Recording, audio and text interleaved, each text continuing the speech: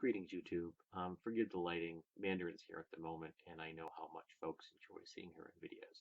Also, the reason I have my headphones still in my ears is I don't want to disturb her.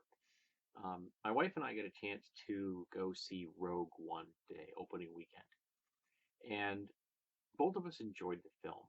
I think I probably enjoyed the film a little bit more than my wife did. It felt like a Star Wars movie, which was nice. And it was good to be able to see a cast of characters which weren't just rehashes of the same characters from former films. There was no baggage attached to any of these characters, so they were, in my head, allowed to be their own thing. And I enjoyed seeing the dynamic between the characters, the story arc, the development of the relationships as the story went on. And I really got into some of these characters. There was some emotional punch for me that was completely lacking in The Force Awakens. Oh, Mandarin's going to they're going to take off. Oh, she can't decide what she wants to do. Um, so this is going to have spoilers in it. I'm going to speak about the details of Rogue One.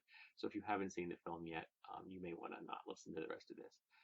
I actually stayed away from any real discussions of this at all. The closest I got to really discussions, I guess, were some of the people I'd seen discussing some of those ships. There's a couple of websites I look at that deal with science fiction themes, the tumblers, and I'm really into Star Wars and Star Trek ships. I enjoy generic starships as well, but in particular Star Wars and Star Trek ships. I just found them fascinating, and I like the different stylistic themes the two universes have. There is a distinct difference, and frankly, I find the Star Wars ships a little more believable. They look more real.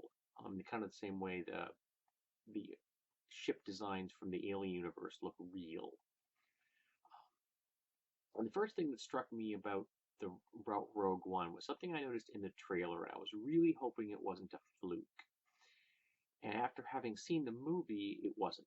And that is the soldiers, the stormtroopers, and the rebels.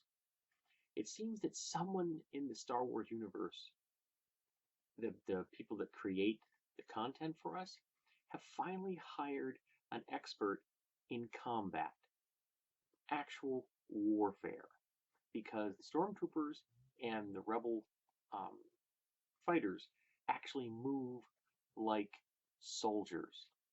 They look like soldiers. The way they carry their weapons like soldiers. The tactics they used.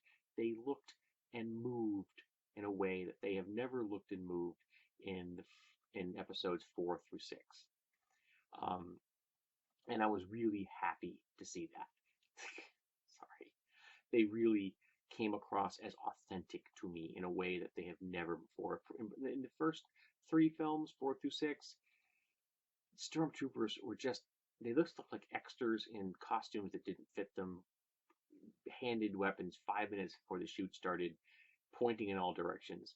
In this film, they moved like soldiers. And I really appreciated that. I thought it was very, very cool. And it made me smile and it made me happy to see that. I didn't know the ending.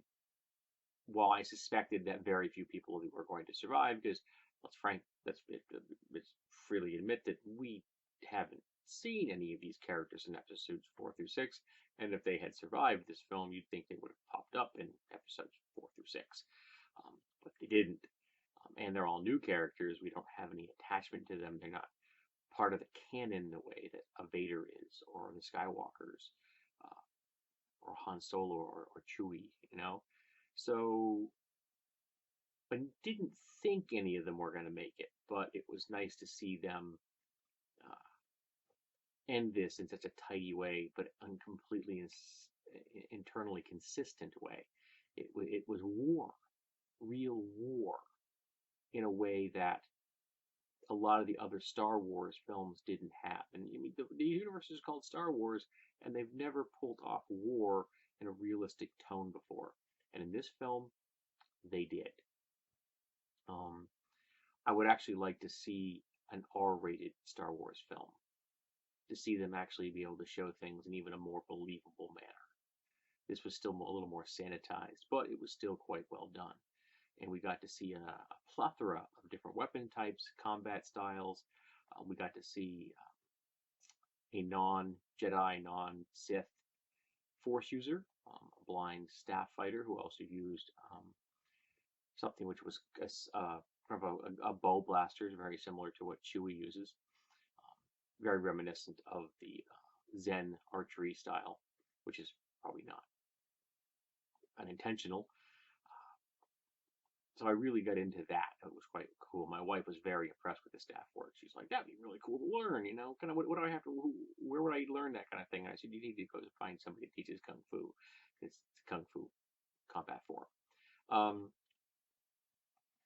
So I was enthralled in it, and I was pulled in emotionally in a couple of scenes that I wasn't in The Force Awakens. The Force Awakens slid over me like water off a duck. I didn't even care when Han Solo died. It just nothing connected to me at all in that film. Whereas in this film, it did. And kudos to the writers and directors and the actors in this film to be able to pull me in emotionally in a way that Force Awakens didn't. It was nice seeing C-3PO and R2-D2, a little cameo, because they should be in every film, because they were the only characters that are supposed to be in all originally 9 episodes, and now we have more, so maybe they'll show up in others as well. There is a Han Solo film coming out. I believe there's a Boba Fett film coming out. I don't know what else is in the docket. But they've proved that you can do a standalone Star Wars movie and have it be good, so I'm hoping they make more. This was entertaining. I enjoyed myself. It was worth the cost of going to see this film today for me.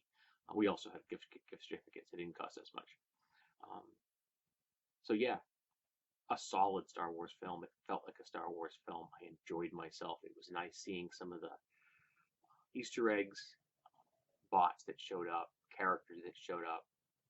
It was nice to see warriors look like warriors with a worn look to them in the way that in the past the stormtroopers just looked too squeaky clean. They didn't look like fighters. They didn't look like people out on the sharp edge of things. And these guys looked like they came out of the trenches of World War II or Vietnam. And that was a beautiful thing.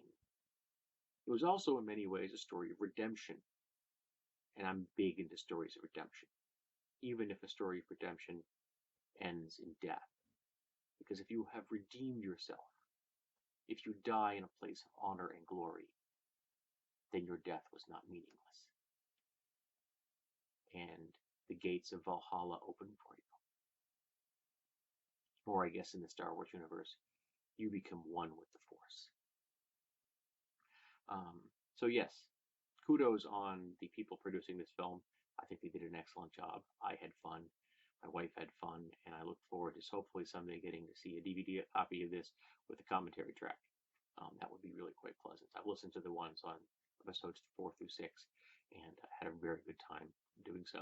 And I have to say, it was really nice to finally see a prequel to the Star Wars movies.